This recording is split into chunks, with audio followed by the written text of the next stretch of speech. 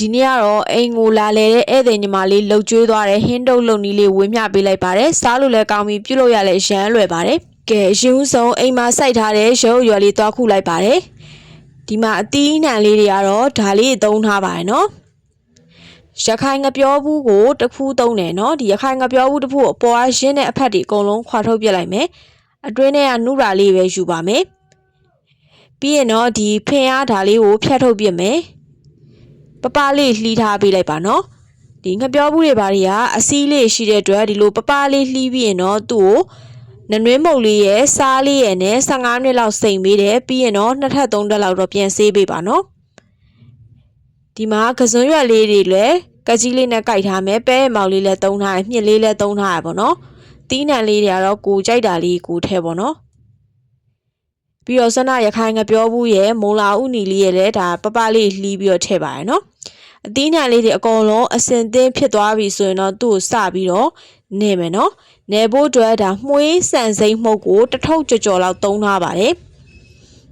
မှုေးရလဲဒါအလွယ်တကူဆိုင်နေမှာဝယ်လို့ရရနော်မှုေးဆန်စိမ့်မှုတ်တစ်ထုပ်ကြော်သုံးပြီးနည်းနည်းလေးစီးစီးလေးဖြစ်အောင်ကော်မှုတ်လေးလည်းနည်းနည်းသုံးတယ်နော်အရသာလေးထည့်မယ်နော်အရသာကတော့ဒါချိုမုတ်လေးရဲ့စားလေးရဲ့ထည့်မယ်ပြီးရင်ကြက်သားမုတ်လေးလည်းထည့်ပါမယ်အရောင်လေးနည်းနည်းလေးပါအောင်ရောင်နမုတ်လေးနည်းနည်းလေးထည့်မယ်နော်ပြီးရင်စီလေးထည့်ပြီးတော့သူ့ကိုလုံးဝစီးပိုင်နေတဲ့အထိနယ်ပေးပါ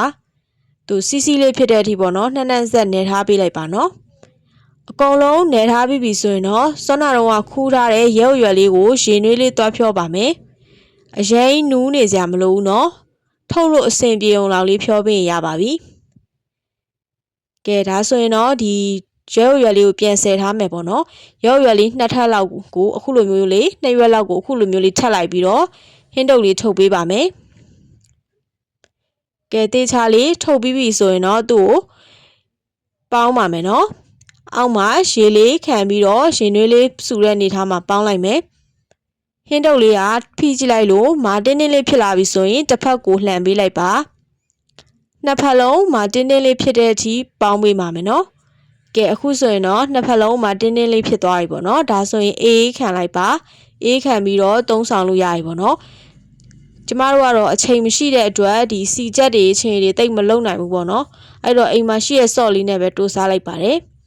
ဒါဟင်းတုပ်လေးကအရန်လဲစားလို့ကောင်းတယ်ပြုလုပ်ရလဲအရန်လွယ်တာမလို့ဒီလိုမျိုးလေးလှုပ်ရှားကြည့်ပါနော်ကြည့်ရှုသူတွေအားလုံးကျေးဇူးတင်ပါတယ်ရှင်နောက်နေ့လည်းနောက်ထပ်ဗီဒီယိုနဲ့အတူပြန်လာခဲ့ပါမယ်နော်